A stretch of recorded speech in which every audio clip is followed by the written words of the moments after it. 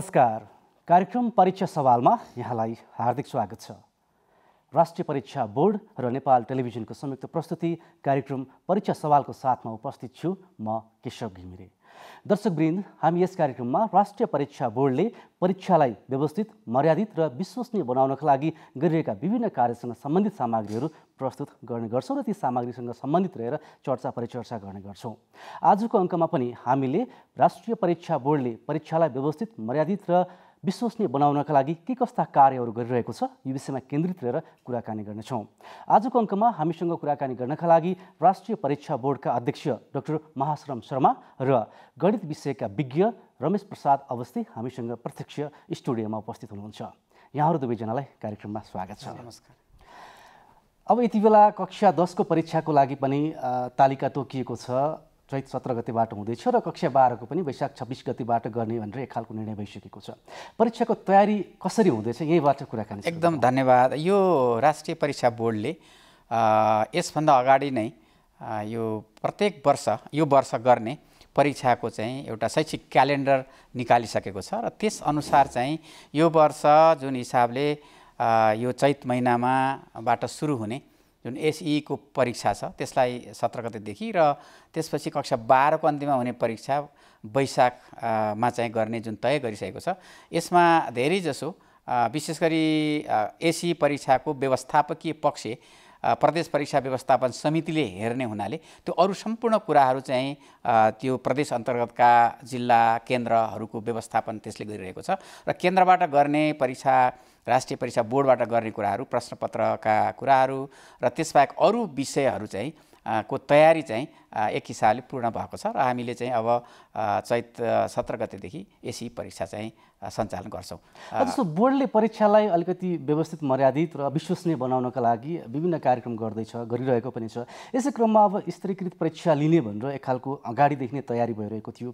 अब यो परीक्षा हामीले यसै वर्षदेखि लागू गर्न सक्छौँ अथवा लागू गरिसक्छौँ, के हुन्छ, कुन चरणमा? यो चाहिँ के छ भने यो विभिन्न चरणहरू छ। हामीले स्तरीकृत परीक्षा, विशेष स्तरीकृत परीक्षा भनेको परीक्षालाई मर्यादित, व्यवस्थित र हैन विश्वसनीय बनाउने नै हो र त्यसमा चाहिँ खास गरी स्तरीकृत परीक्षाको कुराहरू गर्दाखेरि प्रश्नपत्रहरूलाई चाहिँ सबैतर्फ हामीले चाहिँ स्थानीय पालिका, एउटा पालिका र अर्को पालिका, एक प्रदेश र अर्को प्रदेशको चाहिँ एक वर्ष र अर्को वर्षको तुलना गर्न योग्य चाहिँ बनाउने हो। त्यो लाइनमा हामी यही वर्षदेखि केही कुराहरू सुरु गरिसकेका पनि छौँ र हामीले चाहिँ त्यस सन्दर्भमा कक्षा 8 आधारभूत तहको सन्दर्भमा विभिन्न हिसाबबाट चाहिँ यो प्रशिक्षण तालिम चाहिँ गरिरहेका छौँ र कक्षा 10 को सन्दर्भमा हामीले यो वर्षदेखि नै केही हिसाबबाट चाहिँ स्ट्यान्डर्डाइज टेस्टका हैन जुन किसिमको आइटम्सहरू निर्माण गर्ने कुरा विगतदेखि नै गरेका थियौँ। हामीले केही सुरुवात गर्ने र कक्षा 12 को लागि पनि त्यही हिसाबबाट चाहिँ सुरु भएको छ र हामीले यो वर्षदेखि नै केही न केही हिसाबबाट, किनभने यो तयारीका कुराहरू त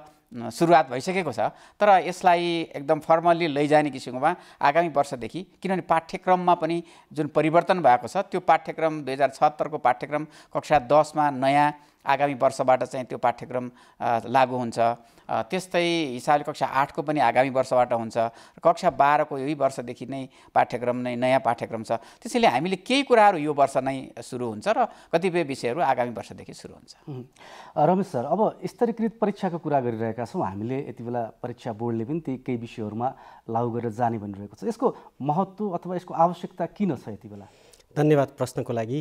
मैले सबभन्दा पहिले त जुन स्तरीकृत परीक्षाको लागि परीक्षा बोर्डले गरेको योगदान छ, म परीक्षा बोर्डलाई धन्यवाद दिन चाहन्छु। आदरणीय अध्यक्षज्यू यहाँनिर हुनुहुन्छ। विगत 4 वर्षदेखि एउटा देशमा स्तरीकृत परीक्षाको जुन महसुस परीक्षा बोर्डले गरेको छ त्यो नै एउटा सराहनीय छ। म उहाँहरूलाई धन्यवाद दिन चाहन्छु, नम्बर 1। दोस्रो कुरा, नेपालको अभ्यासमा चाहिँ अहिले 3 थरीको स्तरीकृत परीक्षाहरू लागू छ। एक थरीको चाहिँ एचिभमेन्ट हुन्छ, हामी स्तरीकृत परीक्षामा एचिभमेन्ट हुन्छ। दोस्रोमा डायग्नोस्टिक हुन्छ, त्यो पनि मन्त्रालयले गरेको छ। र तेस्रोमा चाहिँ हाम्रो रेमिडियल भन्छ। र त्यसपछि 3 थरीको स्ट्यान्डर्ड टेस्टहरू नेपालमा अभ्यास हुँदै आएकोमा जुन परीक्षा बोर्डले चाहिँ स्तरीकृत परीक्षाको अभ्यास गर्दैछ त्यो चाहिँ एचिभमेन्ट हो। र वास्तविक रूपमा शिक्षाको जुन मर्म हुन्छ, लास्टमा हामी एसेसमेन्टमा गएर विद्यार्थीको चाहिँ सक्षमताहरू मेजर गर्छौँ, मापन गर्छौँ। त्यो विद्यार्थी भविष्यमा एकदम योग्य नागरिक बन्छ। त्यसको लागि परीक्षा एकदमै महत्त्वपूर्ण विषय हो र त्यो परीक्षालाई चाहिँ स्तरीकृत बनाउनु चाहिँ एकदमै आवश्यक थियो। जुन कुरा पहिलेदेखि नै अभ्यासमा आएको भए तापनि अहिले विगत 4 वर्षदेखि जुन अहिले परीक्षा बोर्डले गरेको काम छ त्यो आवश्यक छ। म त के भन्छु भने अहिले नेपालमा 3 थरीको सरकारहरू कार्यान्वयनको पक्षमा छन्, स्थानीय सरकार, प्रदेश सरकार र सङ्घीय सरकार। तीनटै सरकारले चाहिँ परीक्षालाई छिटोभन्दा छिटो यो कार्यक्रमको लागि सहयोग गर्नुपर्छ भन्छु म। जस्तै यसले गर्दा के हुन्छ, विद्यार्थीको एउटा योग्यता ल्याकत परीक्षण हुन्छ, सही ल्याकत परीक्षण हुन्छ र त्यो विद्यार्थी जुन सक्षमतामा एकदमै मापन गर्न खोजिएको कुरा चाहिँ आउन सक्छ। र यसले गर्दाखेरि चाहिँ अहिले 3-4 वर्षमा जुन परीक्षाले गरिरहेको कामबाट अहिले देशभरिको माहौललाई हेर्नुहुन्छ भने हामी विभिन्न कार्यक्रममा गइरहेको छौँ। त्यो कार्यक्रमबाट के देखिन्छ कि शिक्षकहरूमा एउटा कसरी राम्रो प्रश्न बनाउने, कसरी विद्यार्थीको मापन गर्ने भन्ने कुरा चाहिँ हरेक ठाउँमा अहिले बहसको विषय बनेको छ। यसको चाहिँ क्रेडिट कसलाई जान्छ? परीक्षा बोर्डलाई जान्छ। र मैले छोटकरीमा भन्छु, र यो परीक्षामा स्ट्यान्डर्ड गर्दाखेरि के फाइदा छ भने विद्यार्थीको सही मूल्याङ्कन हुन्छ र 2 नम्बरमा विद्यार्थीको जुन सक्षमता र सिकाइ उपलब्धिहरू जुन नेपाल सरकारले दिएको छ त्यसको चाहिँ सही मापन हुन्छ र 3मा चाहिँ विद्यार्थी एकदम ग्लोबलाइजेसन, विदेशको लागि पनि फिट हुन्छ, हाम्रो देशको लागि पनि फिट हुन्छ र त्यसले परीक्षालाई एउटा अनुशासनको रूपमा लिन्छ। त्यही भएर स्तरीकृत परीक्षा आवश्यक छ। अनि बोर्डले अब स्तरीकृत परीक्षा गर्दै गर्दाखेरि भोलि उत्पादन हुने जनशक्ति कस्तो होला भनेर अपेक्षा गरेर धन्यवाद। एकदमै मैले कहाँबाट सुरु गरौँ भने हामी ओभरअल शिक्षाको कुरा गर्दा गुणस्तरीय शिक्षा भएन।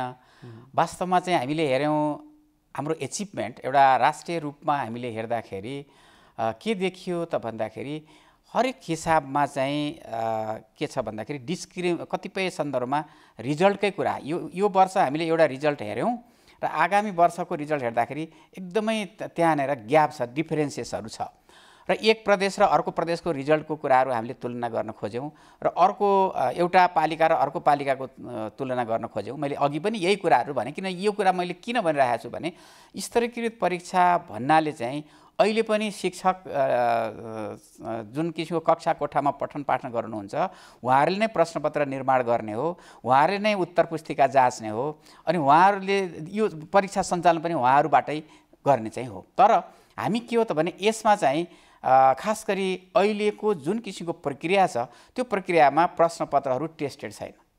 हामी एउटा स्ट्यान्डर्ड त मेन्टेन गर्न पर्यो नि। मानौँ हामीले एउटा विद्यालयको एउटा गाउँपालिकाको अथवा नगरपालिकाको स्ट्यान्डर्ड, अर्को नगरपालिकाको स्ट्यान्डर्ड, हामीले एउटै पाठ्यक्रम एउटै पाठ्यपुस्तक चाहिँ विद्यालयमा पठन पाठन गराइरहेका छौँ। त्यसमा हामीले फरक किसिमको स्ट्यान्डर्डको क्वेसन्स बनायौँ भने र फरक हिसाबबाट विद्यार्थीहरूको मूल्याङ्कन हुन्छ र त्यसो हुँदाखेरि एउटा र अर्कोको चाहिँ जुन स्ट्यान्डर्ड हो त्यो के छ भनेर हामीले नाप्न सक्दैनौँ। त्यसैले अबको सन्दर्भमा यो चाहिँ स्ट्यान्डर्ड परीक्षाको कुरा किन उठाइएको छ भने यो परीक्षा मात्रै स्ट्यान्डर्ड गरेर पुग्दैन। परीक्षाका कुराहरू 3टा कुरा छन्। हामीले विशेष गरी परीक्षा पूर्व प्रश्नपत्र निर्माणको कुरा, हामीले क्लासरुमभित्र चाहिँ टिचिङ लर्निङको कुरा, त्यसपछि चाहिँ परीक्षा सञ्चालनको कुरा र परीक्षा सञ्चालनपछि उत्तर पुस्तिका परीक्षण गरेर नतिजा प्रकाशनको कुरा।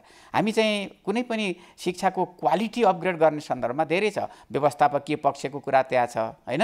त्यसपछि टिचिङ लर्निङ, क्लासरुममा परीक्षा नै राम्रो भएको छैन, परीक्षा किन चाहिँ सुधारको परीक्षा चाहिँ सुधारको कुरा चाहिँ यो उल्टो भएन र भन्ने पनि क्वेसन छ। मैले यही कुराहरू चाहिँ के राख्न चाहन्छु भने हामी जब चाहिँ कुनै पनि शिक्षकले प्रश्नपत्र निर्माणको कुराहरूलाई हाम्रो पाठ्यक्रमले दिएको स्पेसिफिकेसन ग्रिड त्यसको आधारमा प्रश्नपत्र निर्माण चाहिँ राम्रो गर्यो भने त्यो प्रश्नपत्र निर्माणले हामीले परीक्षामा चाहिँ कस्तो प्रश्न आउँछ भन्ने हिसाबबाट क्लासरुम डेलिभरी पनि त्यही कुरो हुन्छ। त्यसैले हामीले ओभरअल शिक्षा सुधार गर्न सक्छौँ। यो लाइनमा चाहिँ हामीले जतिसुकै अनुगमनका कुरा गऱ्यौँ, जतिसुकै चाहिँ व्यवस्थापनका कुरा गऱ्यौँ, क्लासरुम डेलिभरी राम्रो भएन भने त त्यो चाहिँ शिक्षाको सुधार त हुन सक्दैन। त्यसैले क्लासरुम डेलिभरीलाई पनि शिक्षण सिकाइलाई पनि राम्रो पार्नको लागि प्रश्नपत्र निर्माण प्रक्रियामा शिक्षकलाई नै ट्रेन बनाउने हो, शिक्षकलाई नै योग्य बनाउने हो। किन हाम्रो समग्र चाहिँ एउटा शिक्षाको चाहिँ पूर्ण रूपले चाहिँ मुख्य माध्यम, मुख्य कम्पोनेन्ट भनेको त शिक्षक हो। शिक्षक योग्य भयो भने विद्यार्थी योग्य हुन्छ।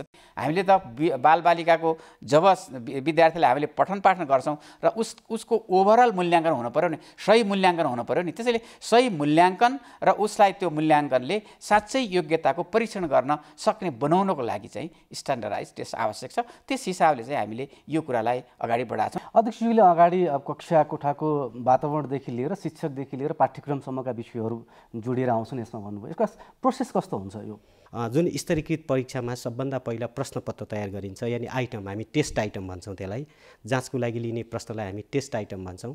त्यो टेस्ट आइटमको विभिन्न थ्योरीहरू हुन्छ।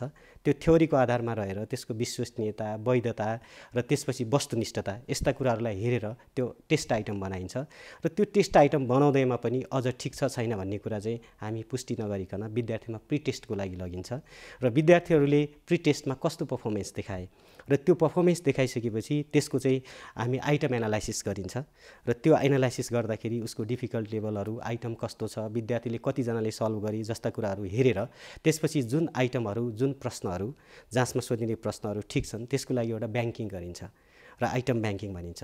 त्यो आइटम ब्याङ्किङबाट पछि जाँचमा सोध्ने बेलामा चाहिँ विद्यार्थीमाथि नै परीक्षण भएका प्रश्नहरू सोधिने हुनाले भोलिका दिनमा के हुन्छ, विद्यार्थीको लागि प्रश्न यस्तो आयो उस्तो आयो जुन मार्केटमा सुन्न पाइन्छ नि, त्यो समस्याबाट पनि टाढा हुन्छ। र अर्को कुरा चाहिँ त्यही लेभलको विद्यार्थीमाथि टेस्ट गरेका प्रश्नहरू अर्को वर्ष त्यही लेभलको जाँच दिने विद्यार्थीमाथि सोद्धाखेरि के हुन्छ भने बढी न्यायसङ्गत पनि हुन्छ।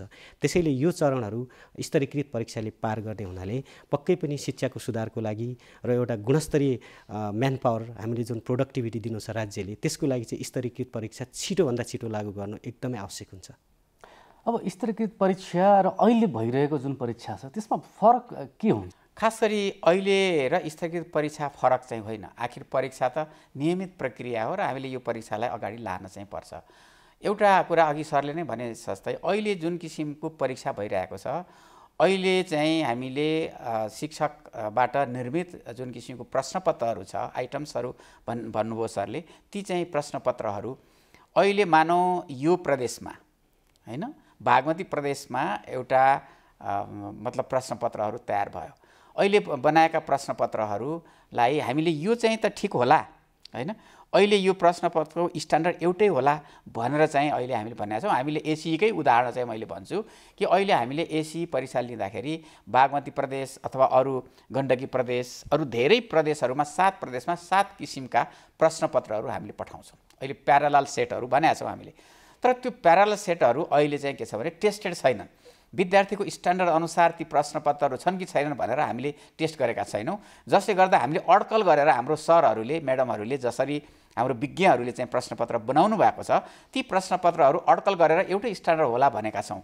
तर वास्तवमा त्यसको स्ट्यान्डर्डहरू ननापिकन हामीले अड्कल गरेर पठाएकोले त कुनै एउटा प्रदेशका विद्यार्थीलाई न्याय होला, अर्को प्रदेशका विद्यार्थीलाई अन्याय हुन सक्छ। किनभने एउटै करिकुलम, एउटै चाहिँ विषयवस्तुमा चाहिँ हामीले एउटै हिसाबबाट नतिजा निकाल्ने, रिजल्ट निकाल्ने भएपछि फरक फरक स्ट्यान्डर्डका प्रश्नपत्रहरू त्यहाँ चाहिँ बने।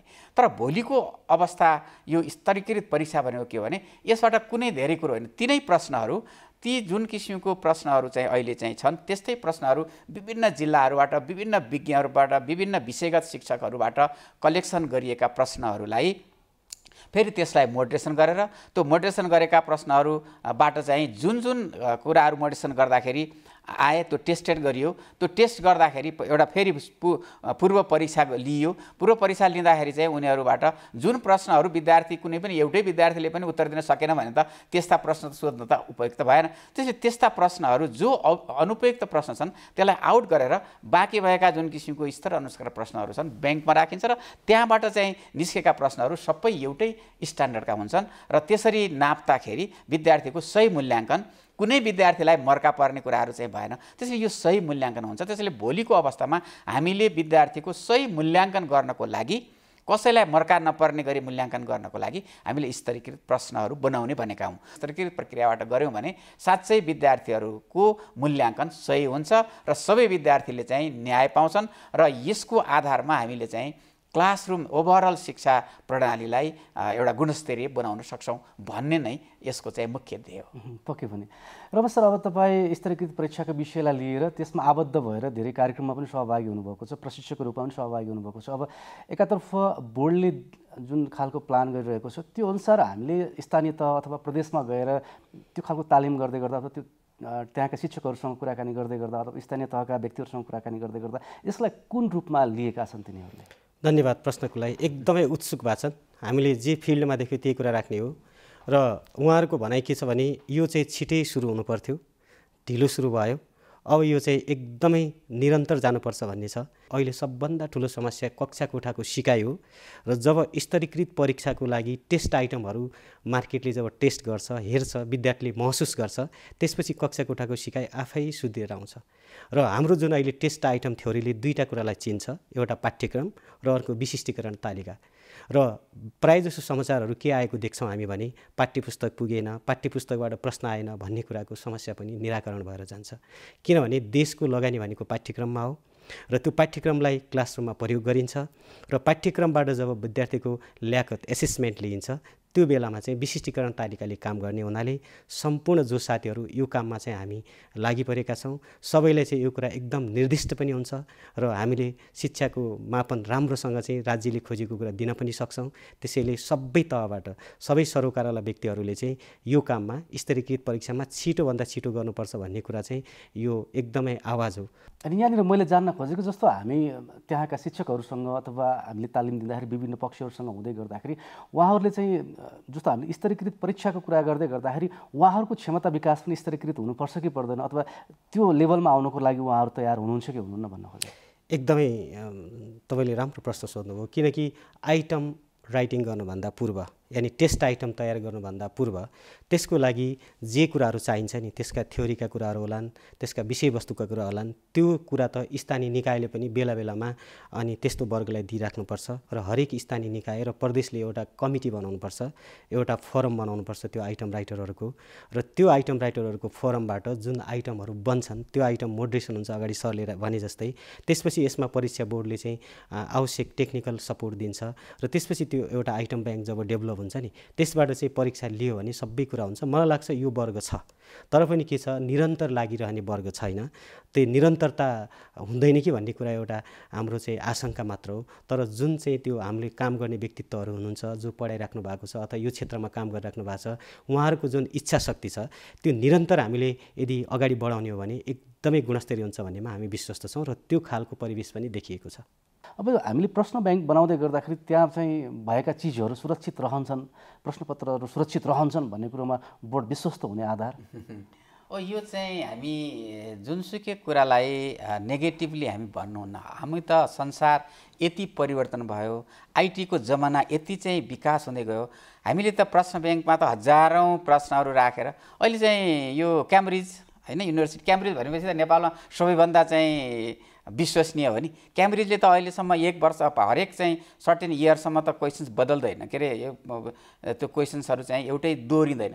नेपालमा पनि हामीले त्यही लाइनमा गर्न खोजिएको हो। मैले यहाँनिर चाहिँ के कुरा राख्न चाहन्छु भने हामीले त यसलाई त प्रश्नपत्रको ब्याङ्क निर्माण गर्ने कन्टिन्यू स्थानीय तहका हरेक शिक्षकहरूलाई कार्यशाला प्रश्नपत्र निर्माण कार्यशालामा सहभागी। हामीले अहिले चाहिँ एसईको कक्षा 12 को परीक्षा चाहिँ लिँदाखेरि सेन्ट्रल काठमाडौँ उपत्यकाभित्रका सर म्याडमहरूले बनाएको प्रश्नपत्रहरूबाट चाहिँ सोध्थ्यौँ। अहिले त अब स्थानीय तहसम्म हरेक पालिकाका टिचर्सहरू शिक्षक साथीहरू जसले क्लासरुम डेलिभरी क्लासरुमभित्र शिक्षण सिकाइ गर्नुहुन्छ उहाँहरू सबैबाट चाहिँ प्रश्नपत्र निर्माणको कुराहरू चाहिँ भयो भने त्यसलाई चाहिँ मोडरेसन गर्ने, त्यसपछि ब्याङ्कमा राख्ने, यो त हजारौँ प्रश्नको चाहिँ के हुन्छ भने ब्याङ्क हुन्छ।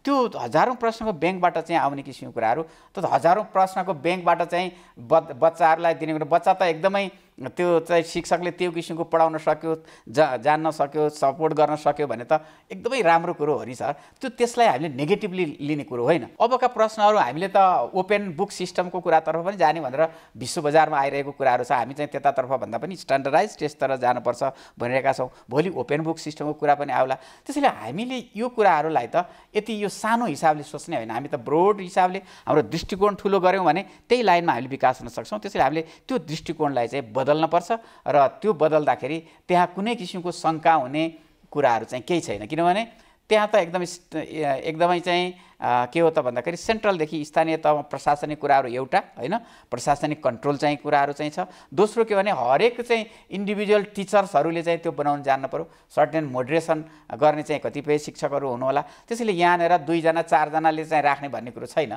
त्यसो भएर पनि त्यसमा कुनै किसिमको अप्ठ्यारो परिस्थिति आउँदैन। हामी त सिस्टम फर्मेसन गर्ने हो नि, त्यसो भएपछि यसमा कुनै अप्ठ्यारो हुने किसिमको कुरा छैन। अहिलेको अवस्थामा पूर्वाधार र जनशक्तिको के छ स्थिति? होइन, पूर्वाधार र जनशक्ति त हामीले के छ भने अहिले हाम्रो पूर्वाधार मा यो क्वेसन्स ब्याङ्किङ सिस्टम गर्नको लागि हामीले एउटा एनइबी सफ्टवेयर नयाँ सफ्टवेयर चाहिँ बनाइरहेका छौँ।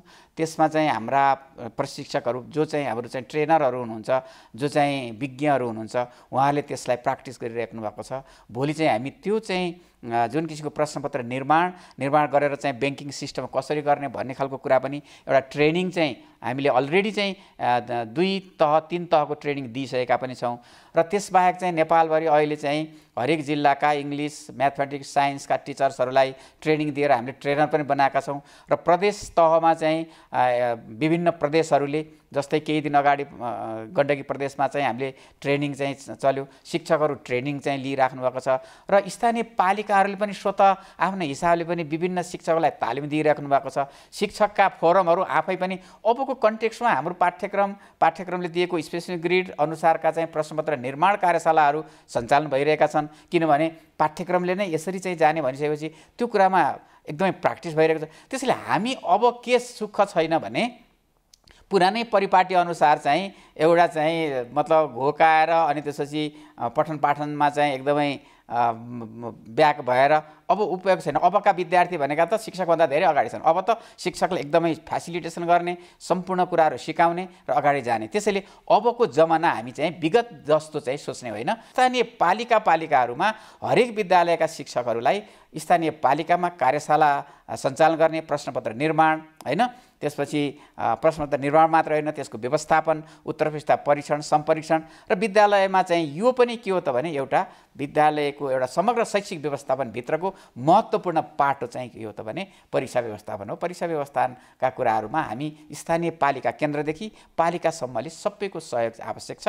र त्यस लाइनमा हामी स्थानीय पालिकासम्म पनि सहकार्यका कुराहरू हामीले गरिसकेका छौँ। हामी चाहिँ एउटा निर्णय पनि गरिसकेका छौँ। शिक्षा मन्त्रालयले स्थानीय पालिकासँग हरेक विषयहरूमा, हाम्रा शिक्षाका प्रत्येक विषयहरूमा सँगसँगै काम गर्नको लागि MOU गरिसकेको छ।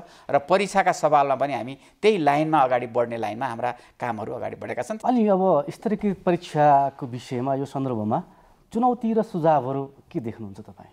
अहिले प्रश्न बनाउने मान्छेले जे आफूले पढ्दाखेरि पढेको छ त्यसैको आधारमा आकलन गरेको स्थिति देखिएको छ। र हरेक प्रश्न बनाउने मान्छेले प्रश्न बनाउनुभन्दा अगाडि अध्ययन गर्नुपर्ने हुन्छ। एउटा त्यो चुनौती हो, अध्ययन गर्छ गर्दैन भन्ने सबभन्दा, किनकि राम्रो आइटम बनाउनु त अध्ययन चाहिन्छ।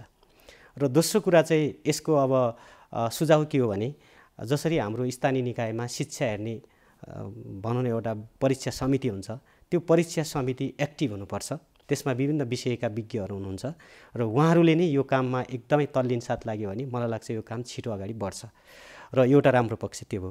दोस्रो राम्रो पक्ष अब मलाई के विश्वास लागेको छ भने परीक्षा बोर्डको जुन अहिले हरेक दिन हामी परीक्षा बोर्डको राम्रो कुराहरू सुन्न पाउँछौँ मिडिया मार्फत अथवा बाहिर मार्केटमा सरहरू मार्फत म्याडमहरू जुन पढाउने साथीहरू छन् उहाँहरूबाट सुन्नमा के आउँछ भने अब परीक्षामा के सुधार हुन्छ है। हरेक व्यक्तिले चाहिँ प्रश्न कसरी बनाउने भनेर प्रश्न सोध्छ कि विभिन्न अब यो मिडियाहरूमा पनि आउँछ। त्यसले गर्दाखेरि एउटा राम्रो पक्ष के डेभलप भयो भने अब केही न केही हुन्छ। त्यसैले गर्दा यो कामलाई हामी सबै सरोकार र पक्षले चाहिँ छिटोभन्दा छिटो सकारात्मक रूपमा अगाडि बढाउनुपर्छ। उहाँले दिनुभएको सुझाव या भनौँ चुनौतीलाई कार्यान्वयन गर्नका लागि वास्तवमा बोर्ड के गर्दैछ? सम्पूर्ण सरले भने जस्तै सम्पूर्ण शिक्षकहरूले जुन किसिमबाट यसलाई आत्मसात गर्नुपर्ने होइन, त्यो आत्मसात गर्ने सबै टिचर्सहरू वास्तवमा कक्षा कोठाभित्र शिक्षण सिकाइ गर्ने हरेक शिक्षकहरूले प्रश्नपत्र निर्माणदेखि उत्तर पुस्तिका परीक्षणसम्म त्यो कुराहरूलाई एउटा व्यवस्थापकीय पक्ष, क्लासरुम डेलिभरी, यो एकअर्काका क्लासरुम डेलिभरी र यो परीक्षाको कुरा, प्रश्नपत्र निर्माणको कुरा एकअर्काका सम्बन्धित विषयहरू हुन्। त्यसैले यो कुराहरू सबैलाई ट्रेन बनाउने कुरा चुनौतीपूर्ण छ। त्यसैले यो चुनौतीलाई सामना गर्नको लागि के हो त भन्दाखेरि केन्द्रदेखि स्थानीय पालिकासम्म विभिन्न केन्द्रीय मन्त्रालयदेखि केन्द्रीय अरू निकायहरू र चाहिँ प्रदेश होइन, क्यापेसिटी बिल्डिङको कुरा प्रदेश, तालिम केन्द्रहरू, स्थानीय चाहिँ पालिकाहरूले चाहिँ आफ्नो पालिकाभित्रका शिक्षकलाई तालिम दिने कुराहरूमा स्थानीय पालिकाहरूले संयोजन गर्नुपर्छ। र अर्को कुरो के हो त भन्दाखेरि टेक्निकल सपोर्ट सङ्घीय तहबाट र प्रादेशिक तहबाट एकदमै टेक्निकल सपोर्ट दिनुपर्छ। यो एउटा कुरो। यो पुग्छ कि पुग्दैन, यसमा चाहिँ विशेष गरी यो प्राथमिकतामा पर्छ कि पर्दैन भन्ने एउटा विषय हो। हरेक स्थानीय पालिकाको प्राथमिकतामा यो पर्छ कि पर्दैन भन्ने हो। तर मलाई लाग्छ कि शिक्षाका सवालमा एकदमै अगाडि बढ्नको लागि अहिले चाहिँ के छ भन्दाखेरि शिक्षा विज्ञान तथा प्रविधि मन्त्रालय र स्थानीय पालिकाहरू, गाउँपालिका महासङ्घ, नगरपालिका सङ्घको बिचमा चाहिँ एमओयू भएको छ र सबै कामहरू, शिक्षाका कामहरूलाई सँगसँगै अगाडि बढाउने। मलाई लाग्छ यो कुराहरू अगाडि बढ्छ, म त्यो विश्वस्त छु। अहिले चाहिँ सबैको चाहिँ के छ भने केही न केही गरौँ भन्ने चाहिँ ऊर्जा चाहिँ एकदमै बढेको छ। विगतभन्दा अहिले चाहिँ स्थानीय तहको जिम्मेवारीमा जुन आएपछि स्थानीय तहले चाहिँ के कुरा शिक्षाका विषयहरूमा पनि हामीले धेरै काम गर्नुपर्छ, शिक्षा त एउटै हरेक विकासको आधार हो भन्ने कुराहरू सबैमा महसुस भएको छ। त्यसैले मलाई लाग्छ कि हामीले चाहिँ के हो त भन्दाखेरि कमिटमेन्टका साथ, प्रतिबद्धताका साथ एकदमै नथाकिकन अगाडि हामीले गऱ्यौँ भने सुधार हुन सक्छ। म चाहिँ त्यो चाहिँ कुरामा पूर्ण विश्वस्त छु। त्यसैले सङ्घीय तहबाट, प्रादेशिक तह र स्थानीय तहबाट एकदमै यो सहकार्य गरेर विद्यालयहरूले चाहिँ मुख्य रूपबाट चाहिँ सबै शिक्षकहरूको चाहिँ एकदमै ऊर्जा शक्ति बढ्यो भने यो चाहिँ कुनै अप्ठ्यारो छैन। तर अहिलेको वातावरणले चाहिँ एकदम पोजिटिभ सन्देश दिएको छ। यो महत्त्वपूर्ण समय र संवादको लागि यहाँहरू दुवैजनालाई धेरै धेरै धन्यवाद छ। हस्, यो कुराहरू यो समसामयिक विषयमा चाहिँ छलफल गराउनु भएको भए यहाँलाई पनि विशेष धन्यवाद छ। दर्शकवृन्द, आजको अङ्कमा हामीले राष्ट्रिय परीक्षा बोर्डका अध्यक्ष डाक्टर महासम शर्मा र गणित विषयविज्ञ रमेश प्रसाद अवस्थीसँग स्तरीकृत परीक्षाका विषयमा राष्ट्रिय परीक्षा बोर्डले गरिरहेका कार्य र परीक्षालाई व्यवस्थित बनाउनका लागि के गर्नुपर्छ र कसरी व्यवस्थित बनाउन सकिन्छ भन्ने विषयमा विषयविज्ञको सुझाव राय लियौँ। हवस्, आजका लागि कार्यक्रम परीक्षा सवालको समय यति नै। अर्को अङ्कमा नयाँ विषयवस्तुसहित तपाईँ हाम्रो भेट हुनेछ। तबसम्मको लागि कार्यक्रमबाट हामी सबै बिदा भयौँ। नमस्कार।